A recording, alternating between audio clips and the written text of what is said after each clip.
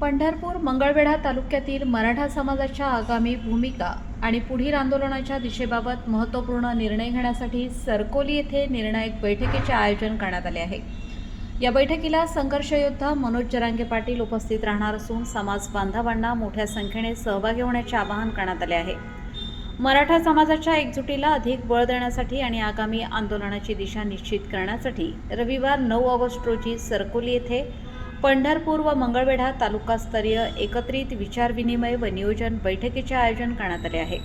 या बैठकीत संघर्ष योद्धा मनोज जरांगे पाटील उपस्थित राहून मराठा आरक्षण, पुढील लढ्याची भूमिका, संघटन, बळकटी आणि भविष्यातील नियोजन यावर सविस्तर मार्गदर्शन करणार असल्याची माहिती आयोजकांनी दिली आहे। बैठक सकाळी 11 वाजता सरकोली येथे होणार असून पंढरपूर आणि मंगळवेढा तालुक्यातील मराठा समाजातील सर्व नागरिकांनी मोठ्या संख्येने उपस्थित राहावे असे आवाहन करण्यात आले आहे।